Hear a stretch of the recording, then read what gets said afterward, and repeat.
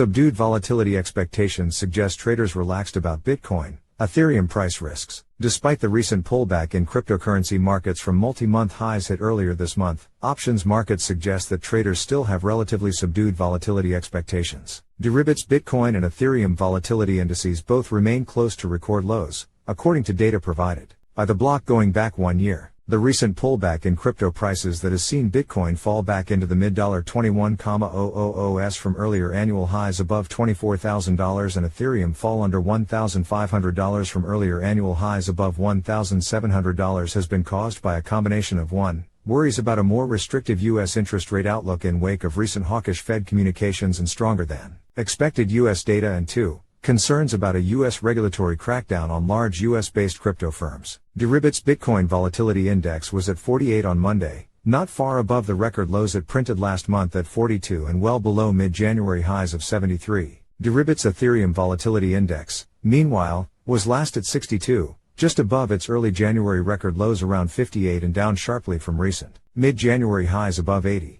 Deribit is the dominant cryptocurrency derivatives exchange, accounting for around 95% of open interest across all Bitcoin and Ethereum derivative markets. Short-term volatility expectations also subdued, despite looming U.S. consumer price index and retail sales data this week that could simultaneously inform expectations for the Fed's tightening outlook and the outlook for a potential U.S. recession later this year. Bitcoin's 7-day implied volatility according to At The Money, ATM, options markets fell to 39.68% on Monday, its lowest in more than a month. That's despite warnings from macro strategists that this week's upcoming data could really shake things up for crypto, with an upside inflation surprise touted as a potential catalyst to send Bitcoin back towards $20,000.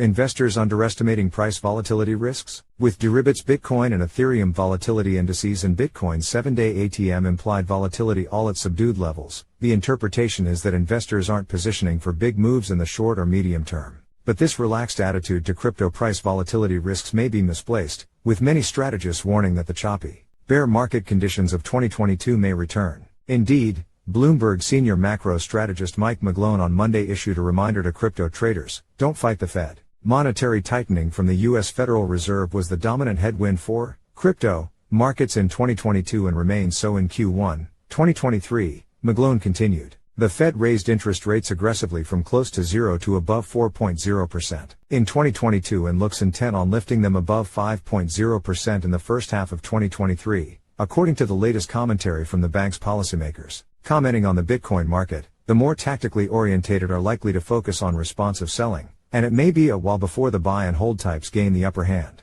McGlone's comments chime with a popular sentiment held by many analysts. At the moment, crypto and U.S. stock markets appear to be ignoring macro risks. Many analysts go a step further than McGlone and forecast outright that the crypto pullback that began earlier this month has further to run.